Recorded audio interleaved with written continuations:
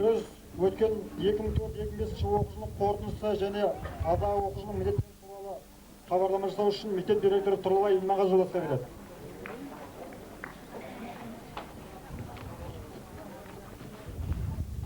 Құрметті ұстаздар, оқушылар, ата-аналар,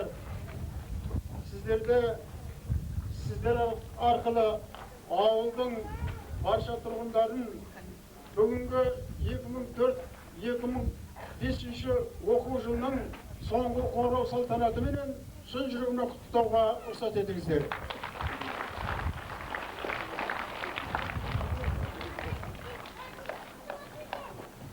Өздеріңізге мәлім, таңғы хабардан бері қарай естіп жатырсыздар. Осы бір сәттерден бері қарай еліміздің барлық түкпір-түкпірінде осы соң қоңырау салтанаты өтіп жатыр. Мереке болып, биылғы оқу жылы бүкіл жұртшылық үшін, соның ішінде Қарабау, Суатова Зайда сияқты біздердің жақсы мұғалімдеріміз бар екенін айта кеткім келіп отыр. Мінекей осылардың арқасында біздің көрсеткішіміз жаңағыдай дәрежеге жетіп отыр. Осылардың еңбегінің зор екенін мен мақтан тұтамын.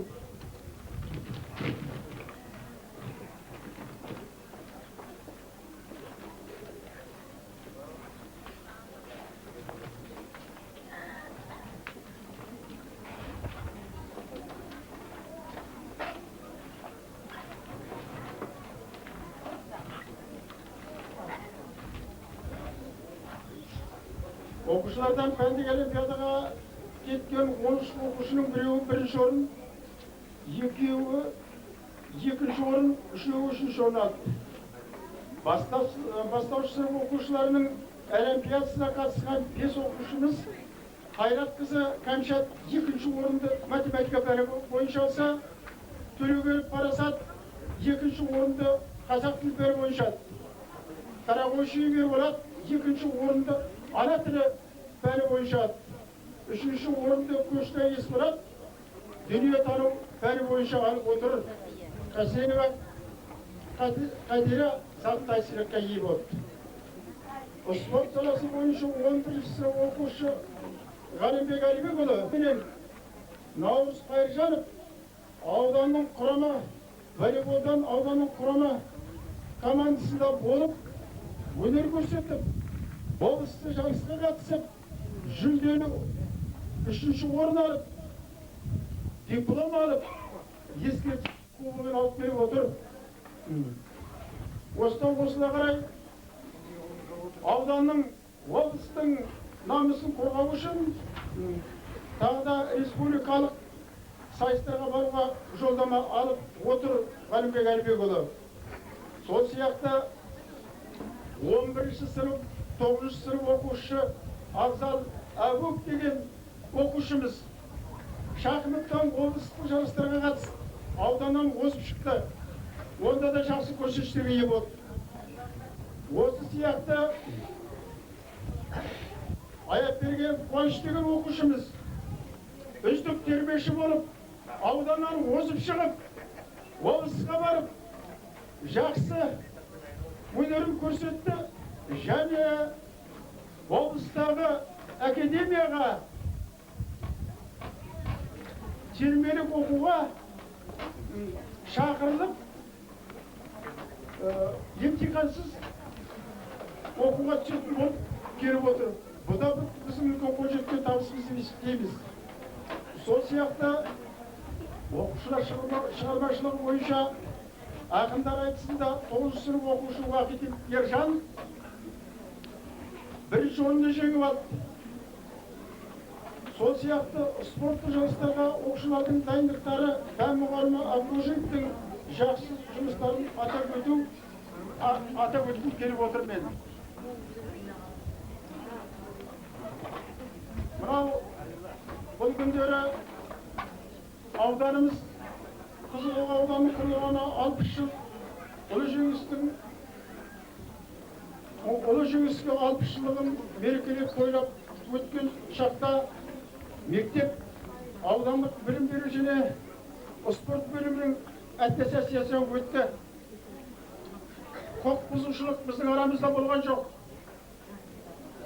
Өздеріңіз естіп жатқандағыдай, аудан, анау линия бойындағы төбелес, ондай бірі де болған жоқ.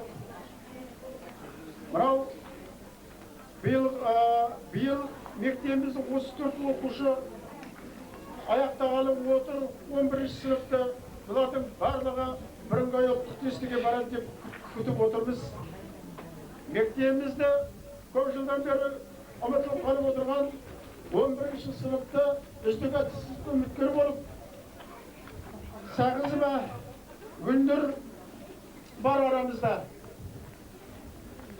Сол сияқты биылғы жылы үздік куәлікке үміткер болып, Оразова Ақмарал 9 сынып оқушы, Қосалиева Айзада, Үзмұханова Айгерім сияқты үздік куәлікке үміткер оқушыларымыз да бар 9 сыныптан.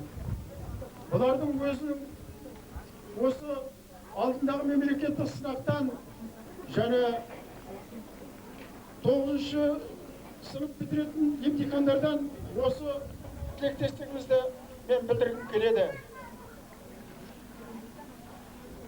Сол сияқты өздеріңіз білесіздер, күні кеше осы әскери жаттығу ойынына әскери пәннің жетекшісі Дәуітім Жексенбай барып келіп отыр. Ода ояққа барған сәтінде алғыс хатын алып, балалардың арасында ешқандай тәртіпсіздік, төбелес, ешқандай ештеңе болған жоқ. Онымен бірге жасыратын ештеңе жоқ. Бұрын-соңды біз өзі баяғыдан да белгілі ғой. Небір ғұламалар осыда 500 жыл бұрын өткен адамдардың барлығы өзін кейінгі дүниеге келіп жатқан ұрпақтарға қарағаттанбауымен кеткен екен. Біз де қарағаттанбайтын едік. Осы жерде мінекей әкімге жалбақтаушылық емес, кезінде мақтап ұрыстық. Қашығұлла Қорысбаев деген мұғаліміміз бар, спорт пәнінің мұғалімі. Мына балдардың ілтипатына бөлену деген, балдарға соның басы-қасында жуындырып, шайындырып, бір үйдің жерге балдарын 11 сынып оқитын. Шайын беріп, тамағын беріп, балдардың басында болып, балдарға келген уақытта біздің ағайымыз жақсы деп сұранып бар. Осыдан көрсеткеннің өзімен Қашығұлла жолдастың өзі де көп-көп рахметімді айтып келіп отыр. Өлі бойыммен тіпті риза болмай бақтап келе ұрысымызда болады дедім. Әңгімен турасы айту керек. Міне тағы да басқа осы жерде бір сөз алып тұрған уақытта айта кетуге тура келіп тұр. Жаңағы кейбір оқушыларымызды, кейбір жаңағы мұғалімдерімізді мектептің әкімшілігі және оның кәсіподақ ұйымы комитеті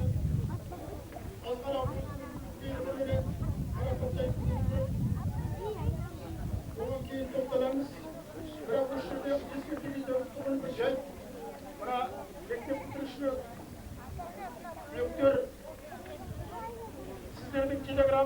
жылы 11 сыныпқа сабақ берген Қарлығаш Байсейітова алық телеграмма беруге үлгерілмей қалып, енді менің атымнан барып кетсем де ештеңе демесе, бара алмай қалып отырмын деп, мектеп бітірушілерді мына мектеп бітіру соңғы қоңырау салтанатымен құттықтап, дендерінің сау болып, алған білімдерінің, о бастан алған білімдерін 11 сыныпқа шейін жалғастыра отырып, жақсы жетістіктерге жетуіне тілектестігін білдіріп, сол тілектестігін, сол бір жаңағы құттықтауын сіздерге жеткізгім келіп отыр, осыны қабыл алыңыздар. Не айтамыз? Осы сияқты дайындық сыныбында 24 оқушы оқып, күні ертең 1 қыркүйекте 1 сыныпқа қабылданатын бүгінгі бүлдіршіндерге де қадамдарыңызға көліп өтіп, мектептің жақсы ағалары, апалары болып бітіріп атқан адамдар ұқсап, жақсы азамат болуларына және тілектестік білдіруіме қосат етіңіздер. Сол сияқты бүгінгі біздің қуанышты мерекемізге, балдардың қуанышына, соңғы қуанышына келіп отқан ата-аналар сіздерге де басқа да алыстан ат салып келіп отыр.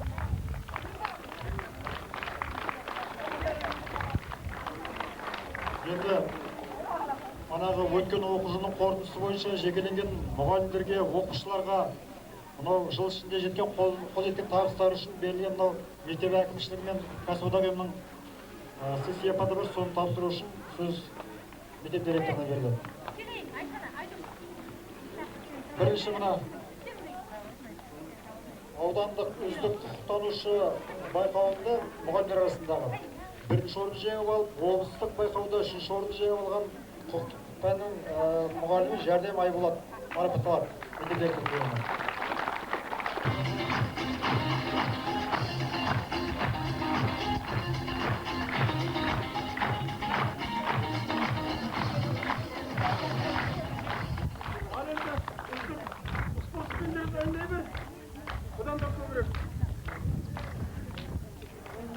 Оқушылардан ана аталып өткендей, аудандық облыстық жарыстарда жақсы жүлдемен оралған Әлбегұл Ғалымбек, Қайжанов Наурыз, Агуп Алтаймен оқытады.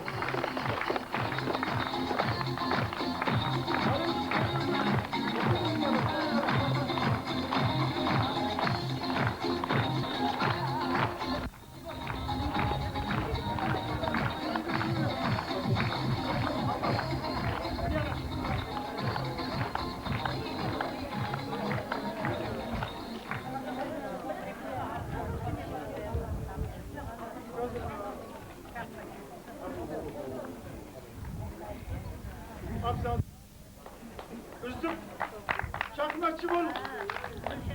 Anam, bayağıдағы өзіміздің президентimiz болған Горбачевтың өзі үздік шахматчы көрінеді ғой. Тап соны жолына шейін жетуге тілектестігін білдіремін. Аудан оқушылардың арасында үздік термеші атағын жеңіп алып, облысқа жолдама алған футбол сайысына қатысқан Айберген Қуаныш марапатталады.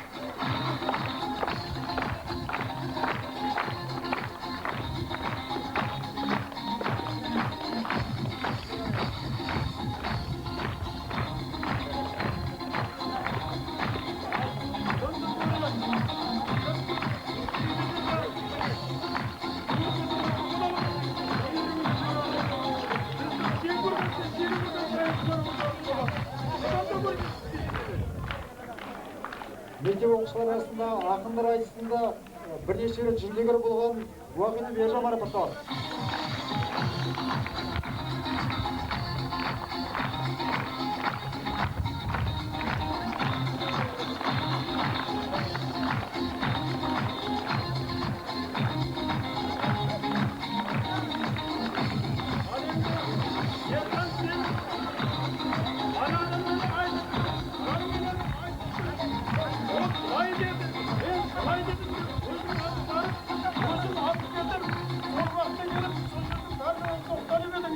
Ümit'im de aktardım aynadan. сыйлығымызды қабылдап, бұдан да көрі керемет ақын болып, мына ауылдағы жаңағы сарғайжай баған ұсаған танымал азамат болып өсуге мен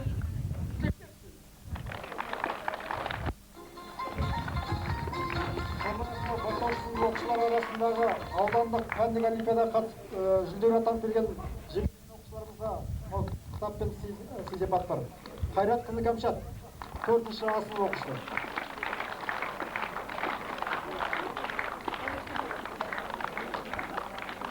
Ал енді өнерің үстен болса айдарайын. Төлегенов Парасат, 4-ші класс оқушысы.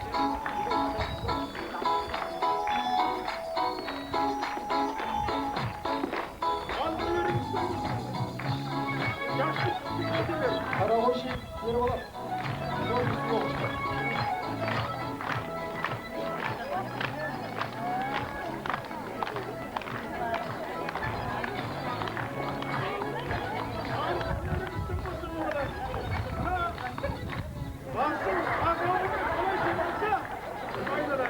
Өзің біліміңді сонда керемет болып, өсуге мен тілектеспін. Қоштай Есболат, 4-ші сынып оқушысы.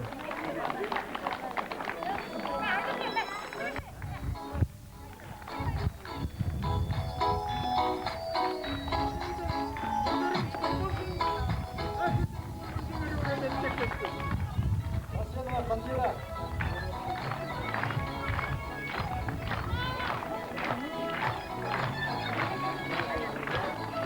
Ал енді өнерің үстен болсын.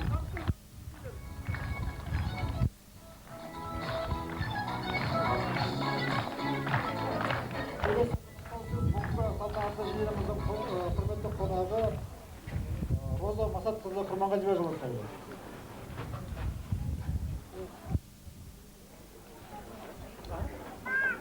Құрметті ұстаздар, және ата-аналар,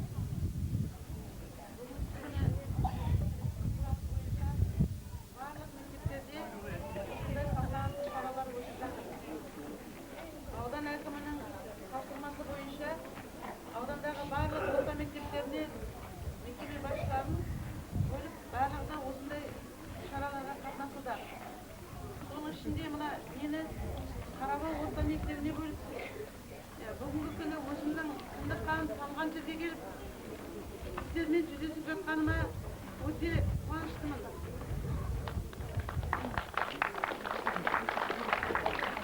Қарабал орта мектебі аудан мектептерінің ішіндегі ғасырдан жоғары бүгінгі күні осы 105 жыл болған сияқты ғұмыры бар, тарихы бар, ең бір еңселі білім ордасы деп білеміз. Бұл білім ордасынан бірнеше азаматтар тәрбиеленіп, әртүрлі салаларда еңбек етіп, әр жерлерде өздерінің жақсы биіктерден көрініп жүргеніне тәнті болып жүрміз.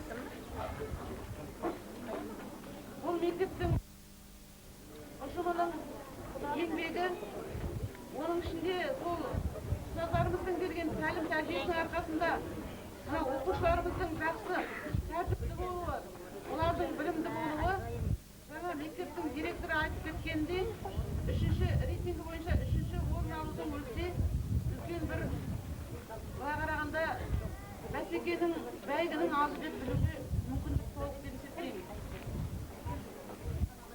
Енді құрметті бүгінгі салтанатқа қатынасушы оқушылар, ұстаздар, ата-аналар, мына мектептің табалдырығын аттап, 1-ші сыныпта аттаған оқушылар 2-ші сыныпқа, басқалары да жоғарғы сыныптарға көшіп жатырсыздар.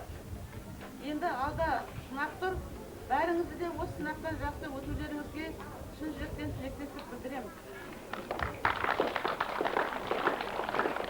Ортамыздағы бүгінгі күні мектепті бітіргелі отырған түлектерге соңғы мезгілде ұйымдасып жатқан бірыңғай ұлттық тестіден жақсы деңгейде тапсырып, аудан облыс көлеміндегі мектептердің ішіндегі ең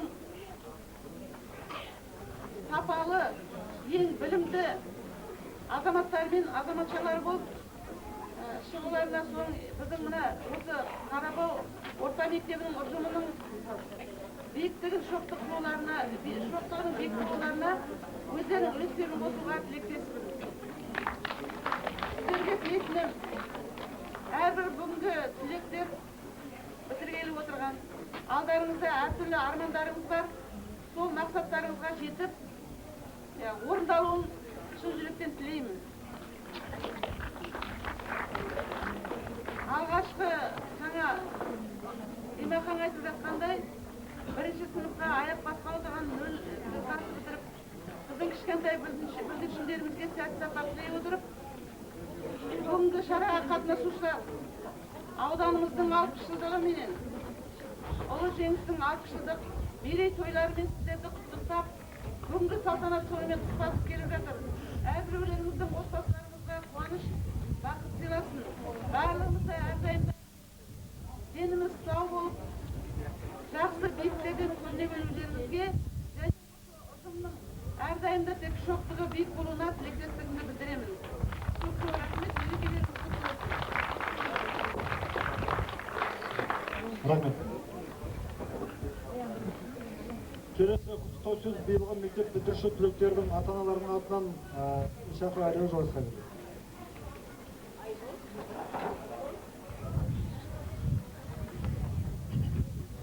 Қымбатты ұстаздар, ата-аналар, оқушылар, елімізде өтіп жатқан бүгінгі үлкен мереке соңғы қоңырау салтанатымен барлығыңызды ата-аналар атынан, мектеп бітіруші ата-аналардың атынан, түлектердің ата-аналар атынан шын жүректен құттықтау алса деймін. Енді қымбатты мына мектеп бітіруші шәкірттер енді 34 оқушы бітіргелі отыр. Осы 34 ұстаз осы мектепте ұстаз болсам да тура келіп тұр енді.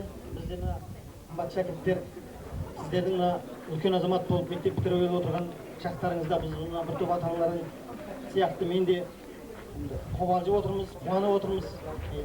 Ал енді сіздерге не айтуға болады? Мынау күні кеше сіздерді осыдан 11 жыл бұрын мынау мектеп табалдырығына алып келіп, алғашқы ұстаздардың алдарына отырған күндеріміз біздің осы күні кешегі де есімізде. Сондан бері қарай мына есептеп отырсақ, 11 жыл дейтін көзді ашып қанша өте шығыпты. Осы уақыт ішінде енді жаңа айтылып жатыр, сіздер дейтін мектебімізде жақсы оқыдыңыздар, білім алдыңыздар, тәрбие алдыңыздар. Осы жылдардың ішінде сіздердің араларыңызда өнерлі оқушылар болып, білімді оқушылар болып, талантты оқушылар кездесті. Осы сол сіздердің осындай таланттарыңыз, білімдеріңіз, өнерлеріңіз арқасында біздің мектебіміз мақтанышқа ие болды. Жаңа айтылып жатыр енді. Бұл мақтаныштың бәрі біз мынау ата-аналар сіздердің еңбектеріңіз деп түсінеміз.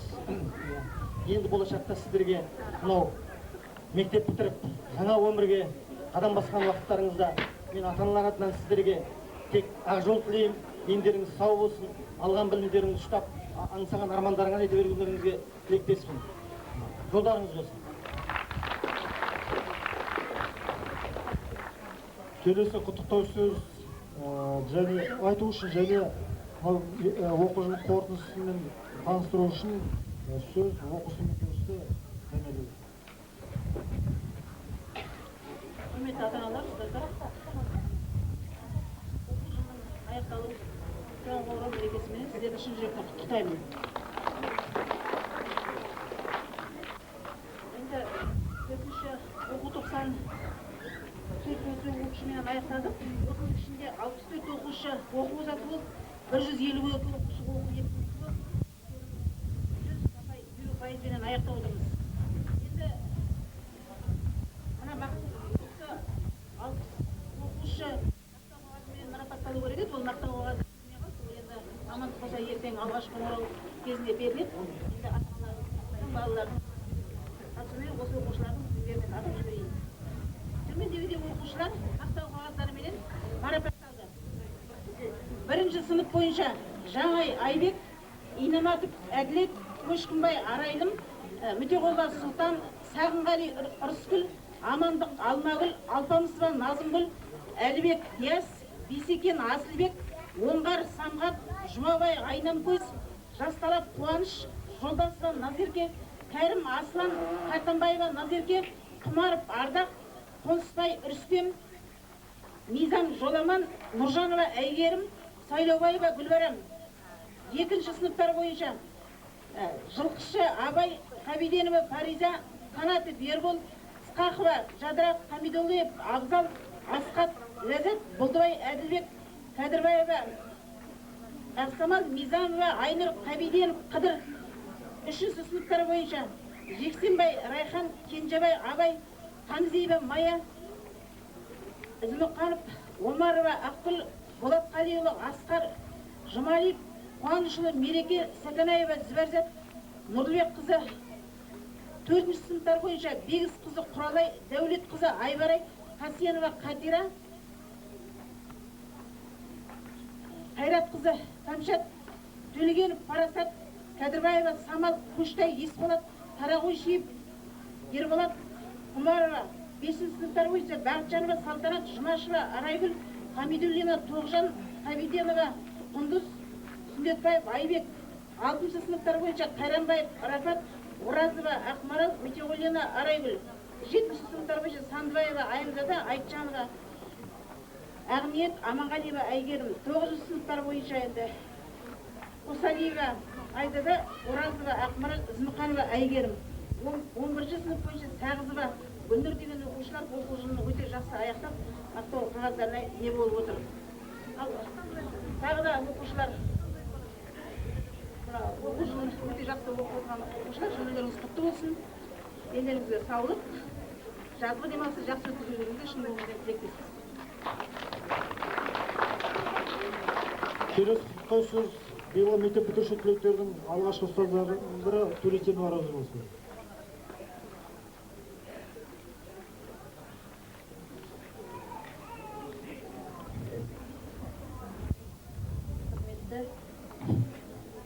Мектеп бітіруші жас түлектер. Міне бүгін сіздер алтын ұя мектептерінің соңғы қоңырау салтанатты жиынына келіп отырсыздар. Сіздерге сәт сапар тілеймін, жас түлектер. Алдағы мемлекеттік сынақтан жақсы дәрежеде өтіп, алтын ұя мектептеріңді, ұстаздарыңды, ата-аналарыңды қуантады деп сенім артамын. Ата-аналар, бүгінгі жиналып отырған мерекелеріңіз құтты болсын. Отбасыларыңызға амандық тілеймін. Дендерің сау болсын. Осындай мерекелік тойда жылдан жылға кездесе берейік. Жас түлектер, сәт сапар тілеймін. Басқа мына қатысып отырған ата-аналардан құттықтау сөйлеушілер бола ма? Оқушыларының ата-аналары ретінде зор денсаулық, еңбектерінің жемісті болуын, жанұяда аман, сау, осындай табыстан табысқа жете берулеріне тілегімді білдіремін. Мен енді ата-ана ретінде әрі әжесімін, әрі мамасы ретінде мына 4-ші сыныпта оқитын Көштай Есболаттың жаңағы соңғы қоңырау сәтіне арнайы бүгін өзім қатысып, ақ тілегімді айтып келіп отырмын. Өткен жолы жақында осы 4-ші сыныптың тәрбие сағатына қатысып, сонда көптеген оқушылардың жақсы оқу озаты болып, аудандық олимпиадада дипломға ие болғанын біз сол кезде көргенбіз, естігенбіз. Енді міне осы қоңырау сәтінде де аталып өтіп жатыр.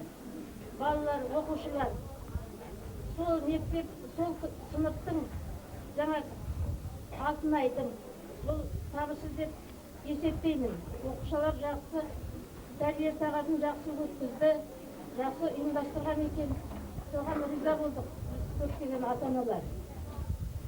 Енді сол балаларға, жоғарғы сыныпқа барған балаларға, жоғарғы сыныпта да жақсы оқып, тәртіпті болып, ата-ананың мен ұстаздардың үмітін ақтауын тілеймін.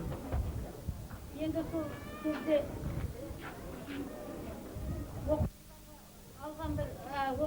оқушысын алған тәрбие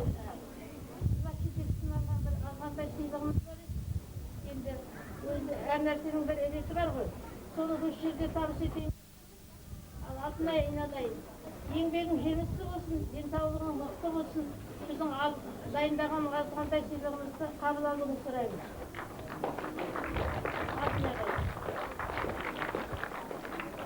Енді сөзімді қорыта келгенде кетсінші. Ана кім бірін алып тұршы, кім қалшын алып тұршы енді.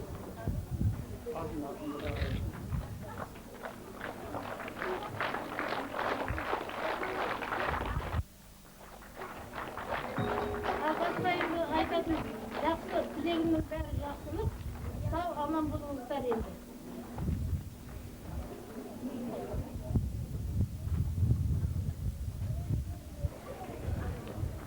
Бір жұмыстарды келетіменен мектебіміздің әскери жетекшісі Жексенбай Дәуітов жаңа қатыспай қалды. Қызылқоға аудандық білім беру және спорт бөлімінің алғыс хатымен марапатталып отыр. Оқып беруге рұқсат етіңіздер. 2004-2005 оқу жылында 11 сынып ұлдарының арасында өткен 5 күндік оқу-далалық жиында белсенділік танытқан Қарамағорта мектебінің әскери жетекшісі Жексенбай Дәуітов осы алғыс хатпен марапатталады. Бөлім меңгерушісі Берік Сарсанғалиев басқа уақыттарда табыс етеміз. Енді бүгінгі салтанат жиынның келесі бөлімі мектеп бітіруші түлектердің сыңғырлар соң қоңырау атты әдеби сазды бағдарламасы, соны тамашалауға шақырамыз.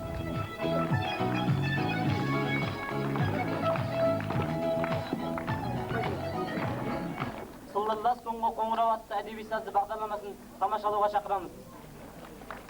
Білімді шәкірттерін аялаған, жақсылығын ешкімнен аямаған, саялы бақ жанашыры жас ұрпақтың, ұстаз деген аяулы ардақты адам.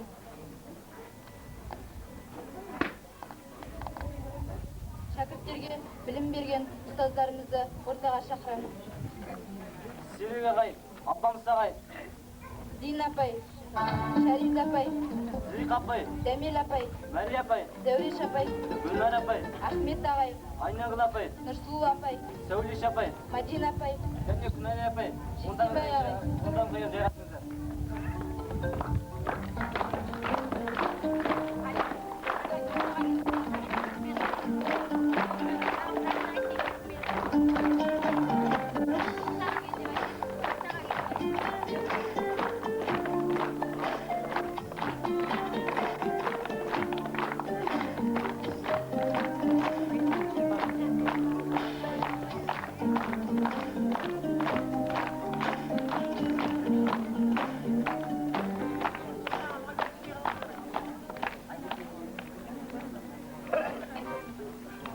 Армысыздар жиналған ата-анасыздар, той жиынсыз өмірдің мәні болмас. Арамыздан талпынып қақтық қанат, 11 жылда оң соңын таныған жас. Жүректер лүпіл қаққан қимастық пен қуаныш, аңсау мен арман сезімдер араласқан осынау сәт, жас түлектер үшін шәкірттік сәттің соңғы үлкен өмір жолының алғашқы қадамы. Алдарыңда сан тарау жолдары тұр, бәлектенгі азамат болғалы тұр. Үлкен өмір есігін ашпақ міне, келген қауым қол соғып қолда бүгін. Алда қиын жол жатыр, алда мақсат тілектер, әр кеудеде соғады, қоңырау болып жүректер. Мектеп, мектеп, ашық жарқын көңілім, мектеп, мектеп, шаттық толы өмірім, мектеп, мектеп, әнім болып төгілдің, мектеп, мектеп, жананам болып көріндің.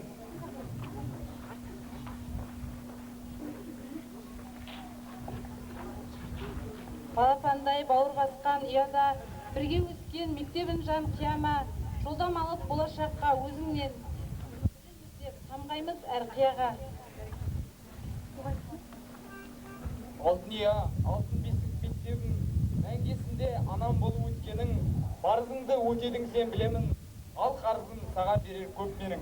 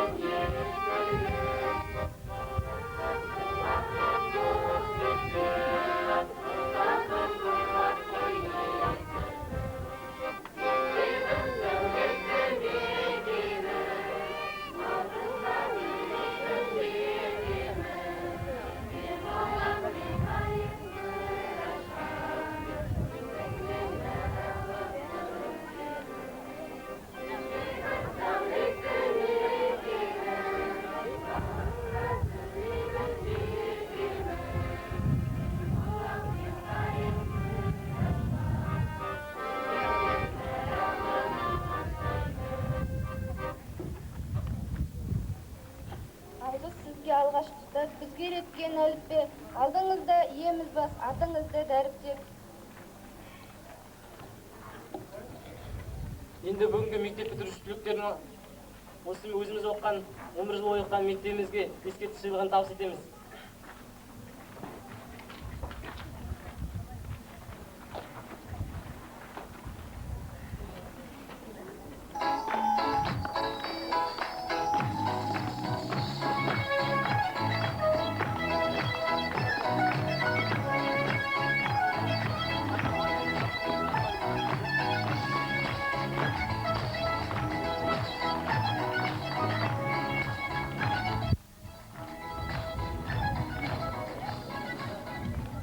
Әлі есімде мектепке алғаш барғаным, өз қолыммен әліппені алғаным, санай ашып әліппенің парағын, әріптерге үнсіз ұзақ қарадым. Қоңырау сыңғыры көңілді тербейді, балдәурен балалық айналып келмейді. Алғашқы ұстазың әліппе ұстатқан, жүректе ешқашан сөнбейді де отырып, алғаш рет әріп танытып, достыққа жетелеген алғашқы ұстаздарымыз Сарыбаева Нұржамал, Байсейітова Қарлығаш, Төлесенова Роза апайларымызды ортаға шақырамыз.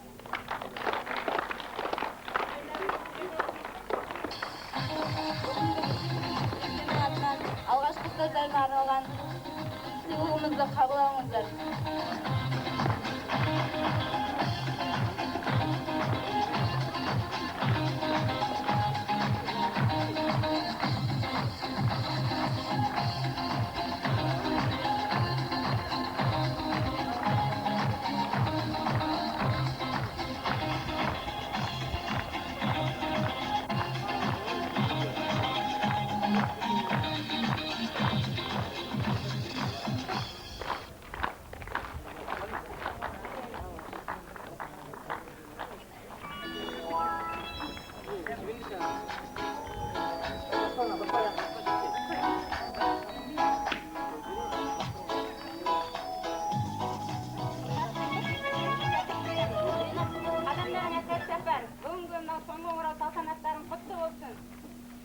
Мемлекеттік емтиханды жақсы аяқтап, ойлаған армандарыңа жетіңдер.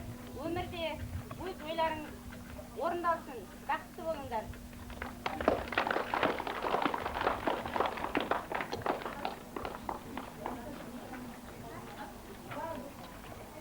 Ендігі орындаларын сіздерге арналады. Беркінова Гүлбанудың орындауында алғашқы ұстаз әні қабыл алыңыздар.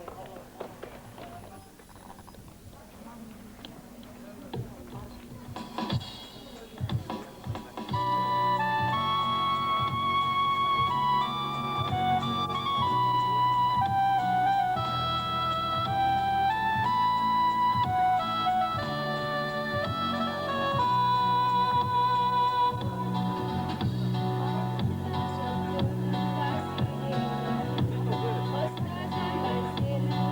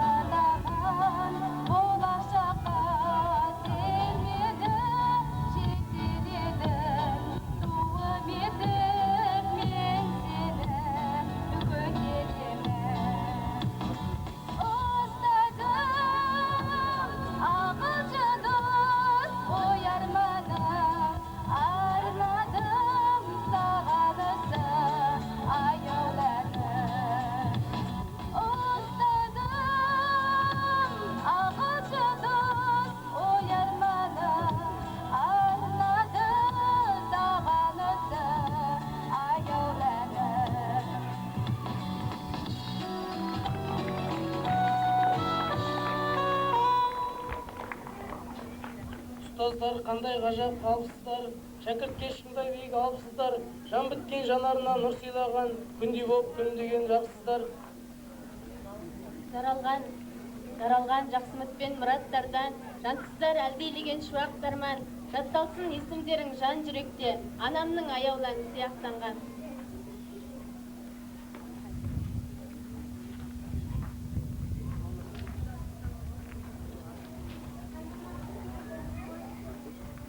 Өзіңізге білім берген ұстаздарға арнауыңызды қабыл алыңыздар.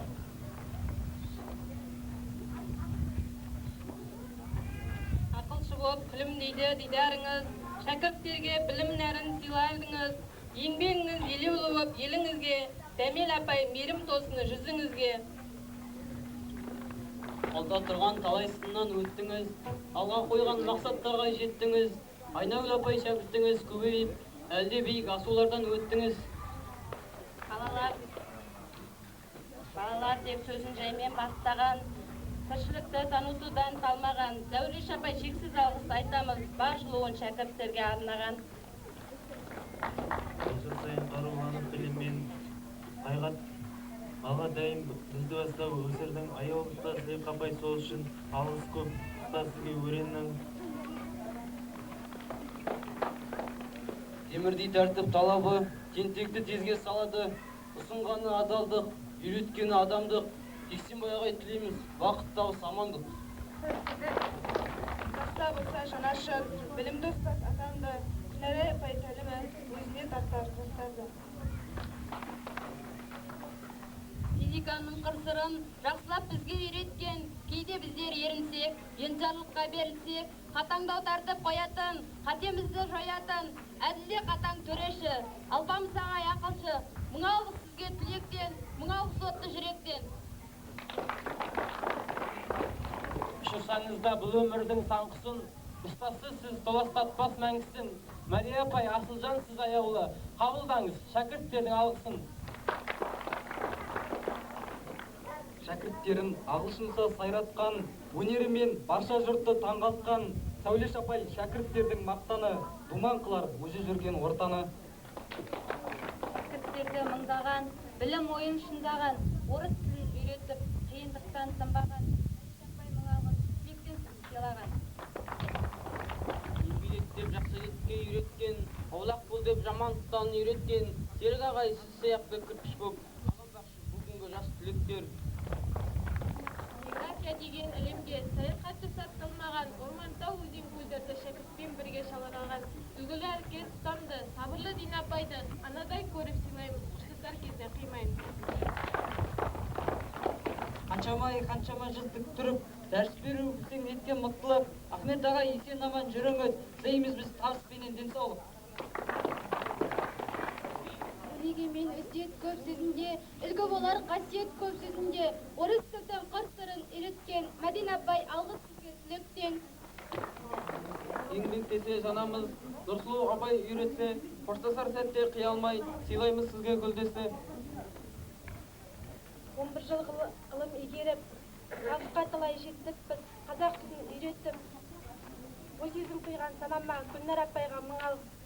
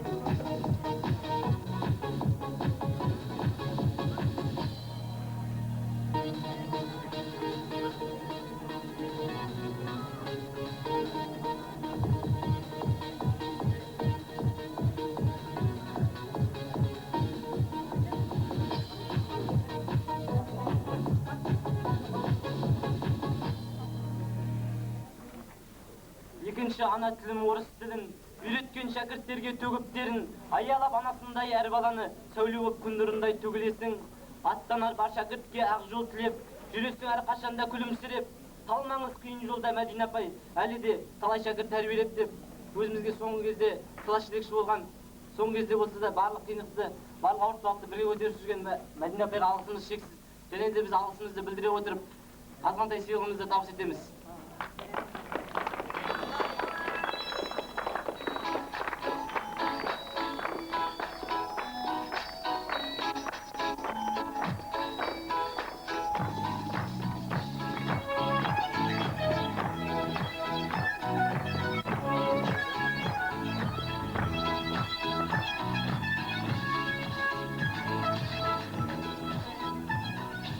Бастауыштан түлеп ұшып келгенде, қарсы алыңыз құшақ жая біздерді. Аралықта бірнеше жыл өтсе де, көреміз біз сол жайдар мінезді. Ашуландың қолды сілтеп бір кезде, қуандыңыз жетістікке шәкірттерің жеткенде, ұстаз болу бақыты да сол шығар. Бір қуанып, бір ренжіп жүргенде, өнерлі Заряпайдай ұстазбенен, бар шәкірт мақтанады өзіңменен. Кетсек те сізден алыс, ертең біздер үніңіз сыңғырлаған, кетпес естен деп Заряпайды ортаға шақырып, жас түлектердің азғантай сыйлығын табыс етуге рұқсат етіңіздер.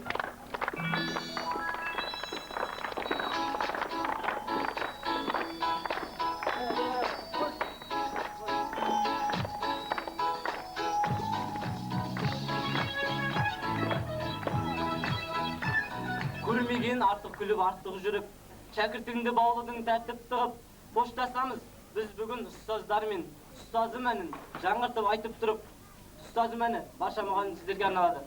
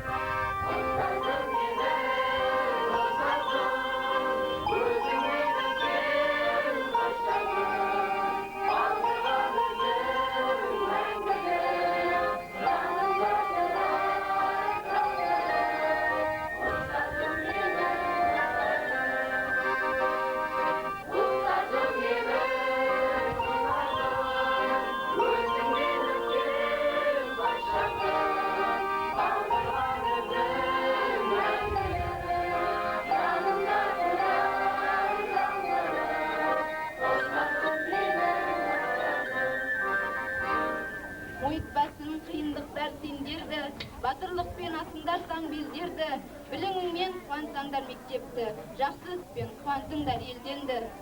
Өзіміздің ізбасарларымыз 10 сынып оқушыларына аманатқа және 1 сынып оқушыларына білім кілтін тапсыру құрметі мектеп бітіруші түлектер Аяпбергенов Қуаныш пен Сағызба Гүлнұрға тапсырылады.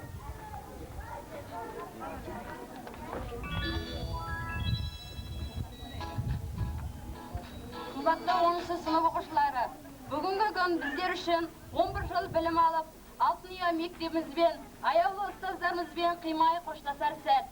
Күні кеше тарыдай болып, мектеп табалдырығын аттаған бүлдіршіндер, бүгінде білім нәрмен сусындап, саудай болып, үлкен өмірге қадам басқалы тұр. Қазақстанның жарқын болашағы жас ұрпақтың қолында. Демек, елімізді көркейтуге, экономикалық қуаты мен мәдениетін арттыруға, өркениетті елге айналдыруға үлес қосу біздің басты міндетіміз. Осы жолда ұстаздарымыздың үйреткен үлгі өнегесін, берген білімін ұстана отырып, ниеннің кетігіне кірпіш болып қаланамыз. Қымбатты біздің ізбасарларымыз, өзіміз білім алған Алтын Ұя мектебіміздің аяулы ұстаздарымыздың атақ абыройын, мәртебесін өз білімдеріңізбен, өнегелі істеріңізбен биікке шарықтата беруді сіздерге аманат етеміз. 2005 жылғы түлектер Қара орта мектебі.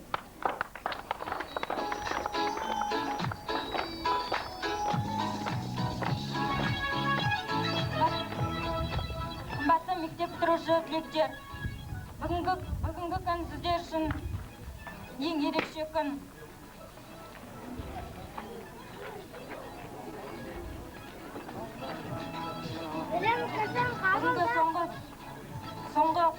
Соңғы рет соғылар қоңырау үні сіздер үшін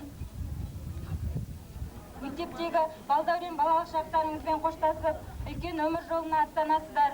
Алдағы мемлекеттік сынақтан жақсы тапсырып, егеменді қазақ елінің жақсы азаматы болуларыңызға тілектеспіз. Осы сенім хатты қолға ала отырып,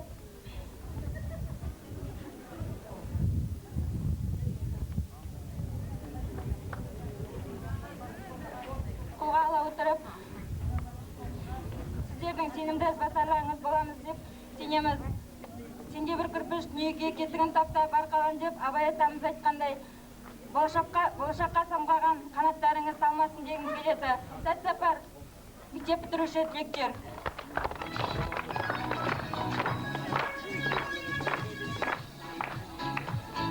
Құрметті бірінші сынып оқушылары, біздер бүгін білім алған Алтын Ұя мектебімізден қоштасып, өмір атты мектебімізге аттанар кезде осы аға апаларың сияқты сендер де жақсы оқып, үлгілі оқушы болсын деп, осы білім кілтін сіздерге салтанатпен табыс етеміз.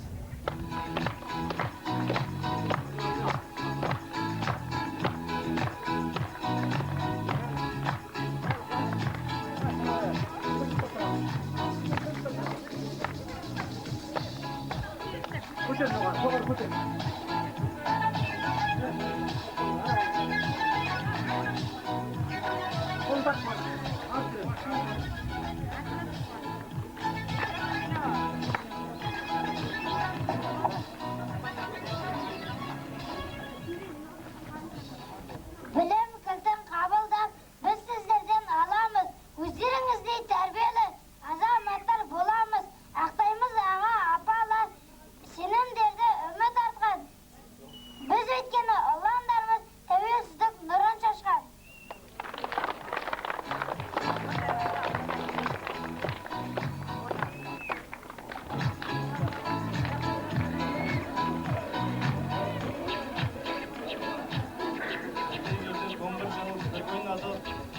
Бірге қыдық 11 жыл бір бойладық. Келді бүгін қоштасатын кезіміз. Ақты рет мектеп тойын тойладық.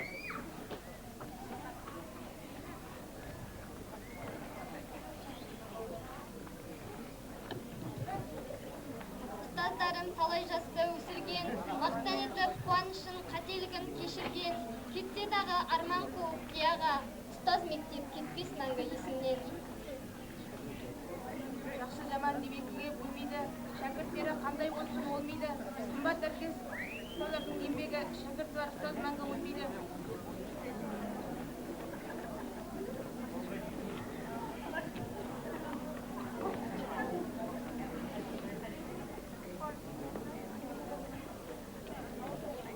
Осы ұстаздарымызбен қатар өзімізге білім берген Жанмерек апайымыздың сыйлығын тапсыруға рұқсат етіңіздер.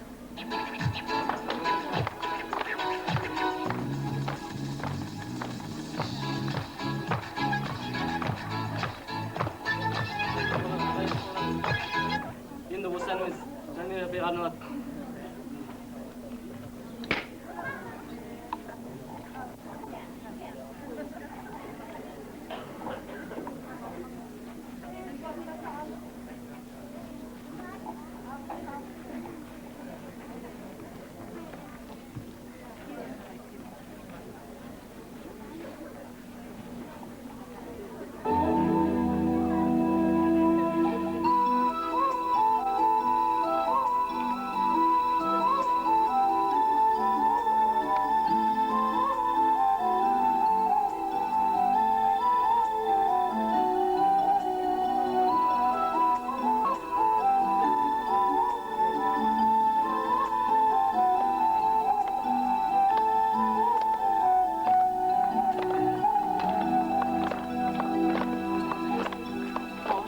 endi sükse mening mektebim.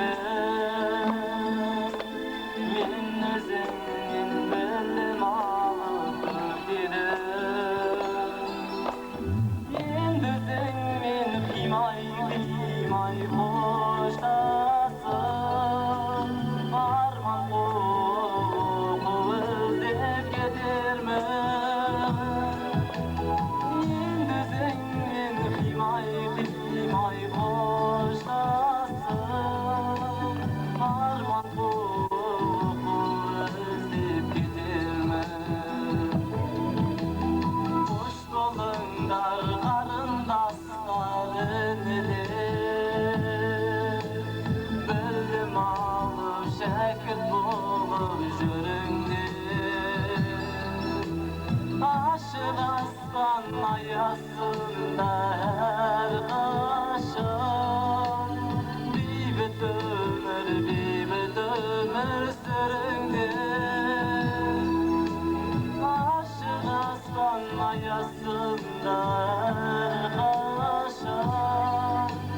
Bibit ömür sürüngdir. Yüz kalamın mektepteki şağımdır.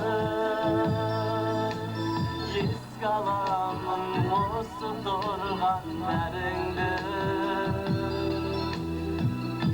Dağı yerden alışam, dağı yerden alışam ayga.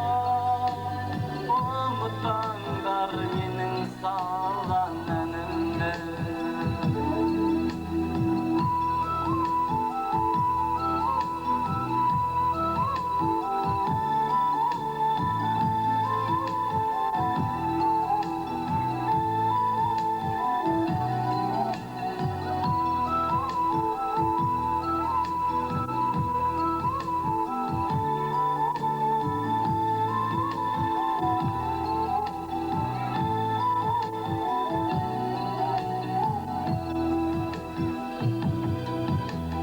Hoş bu mektep 10 yıl boyu okugan.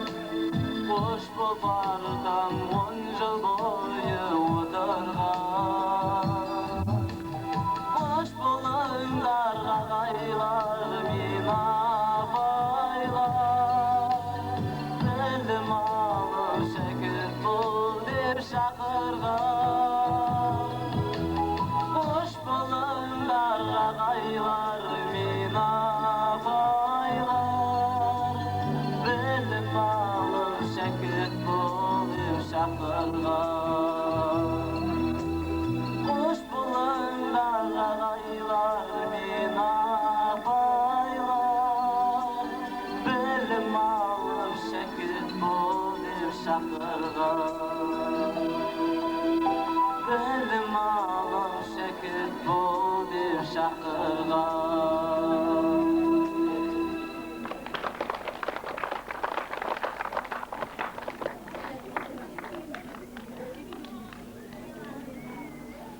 Bärişin aralassaң өмір ауылың, бәрішін қоңшасарда қоңырауың. Мәнісін ұғасыңдар өткен күннің, даусын сағынғанда қоңыраудың. Кездескен шырқырай, балалықтың оралмай дау бір күнай. Барлығымыз бір мектеп, бір партада, тағы осылай отырар ме кішкентай. Бүгінгі жас түлектерге сәт сапар тілей отырып, Аяпберген Қуаныштың орындауындағы Армандастар әнін қабыл алыңыздар.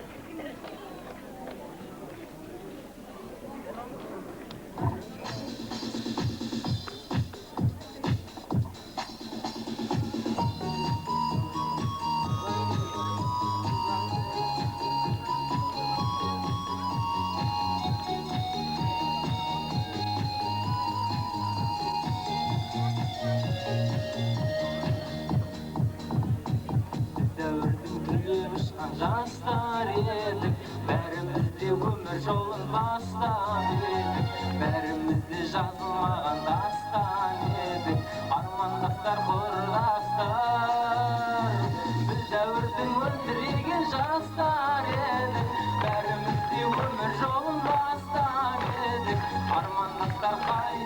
абзалдықтар қайда, замандастар қарлығаштар қайда екен.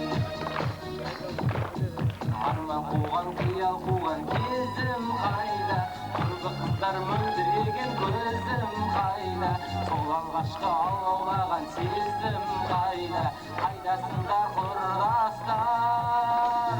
Бір дәуірдің мөлдіреген аспан едік, бәріміз де өмір жолын бастап едік. Армандастар қайда, абзал достар қайда, замандастар қарлығаштар қайда екен.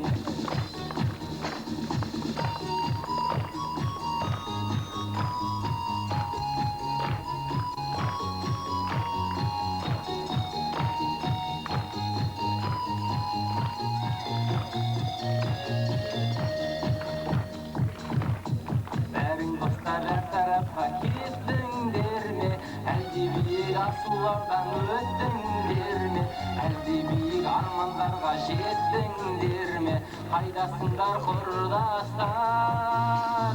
Біз дәуірдің мөлдіреген аспан едік, бәріміз де өмір жолын бастап едік.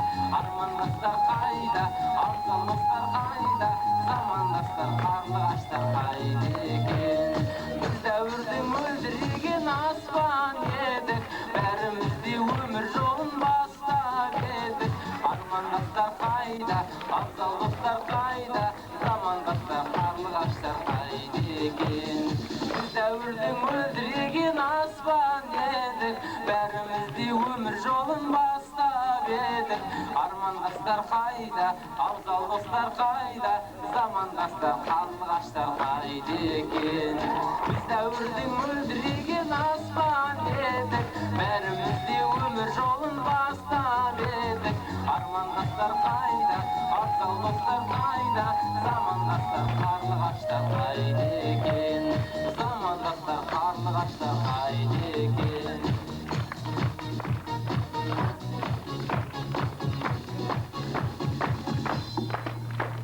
Бәрісін араласаң өмір ауылың, бәрішін қоштасарда қоңырау мұң. Мәнісін ұғасыңдар өткен күннің, дауысын сағынғанда қоңыраудың. Гүлдерге толы омырау, әртүрлі әркім ойлайды, қағылмақ соңғы қоңырау. Таққызбай өмір қоймайды, соңғы қоңырау соғы құрметі, мектеп бітіруші түлектер, Мұхаммедалиева Әсел мен Қабилова тапсырылады.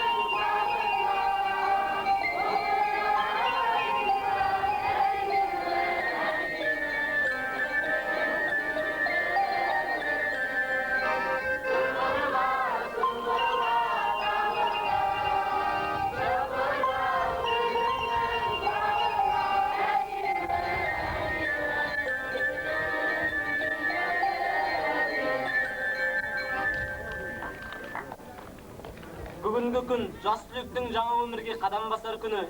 Үлкен өмірге аттаған қадамдарың құтты болсын, қадамдарыңа нұр жаусын, талаптарың оң болсын құрдастарым.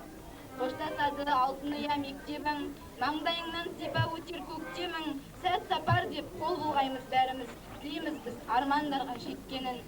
Осымен түлектерің дайындаған Сылдырла соңғы қоңырау атты әдеби сазды бағдарламасы аяқталды. Көңіл қойып тыңдағандарыңызға көп рахмет.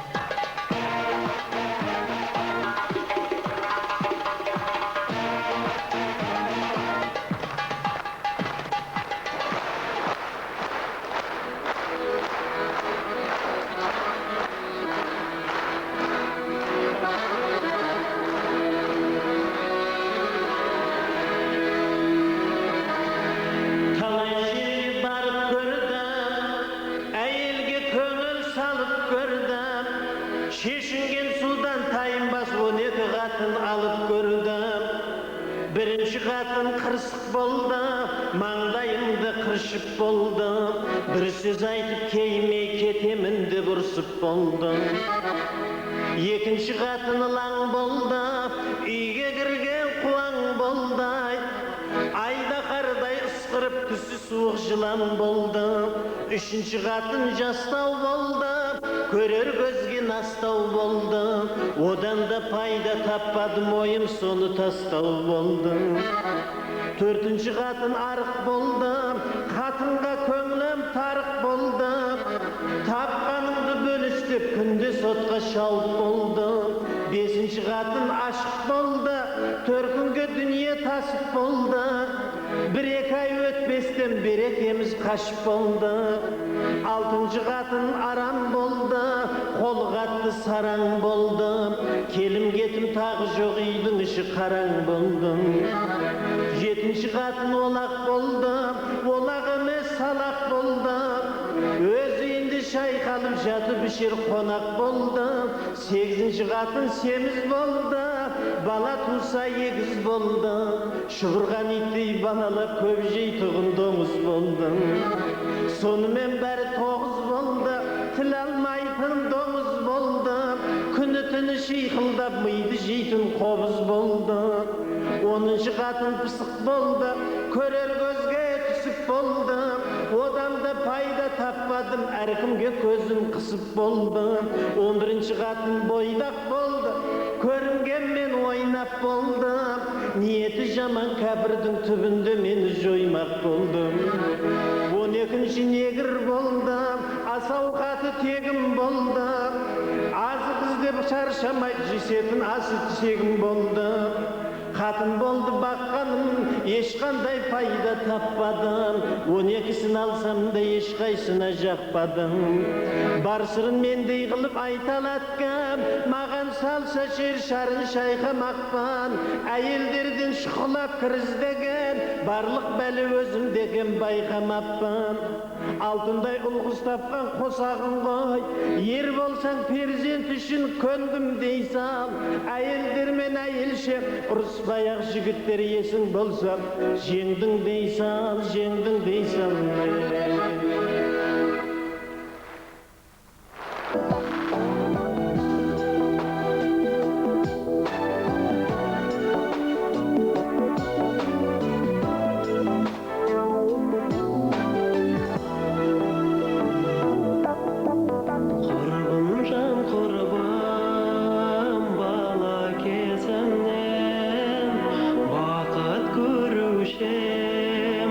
Qara gözünden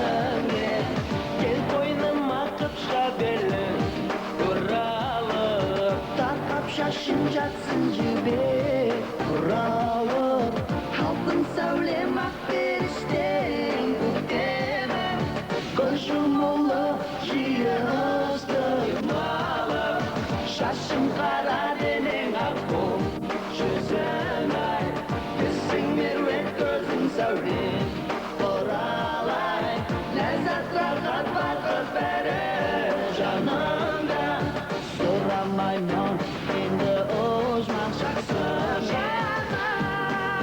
жаным менің жансыз сенсіз жүрегім жаным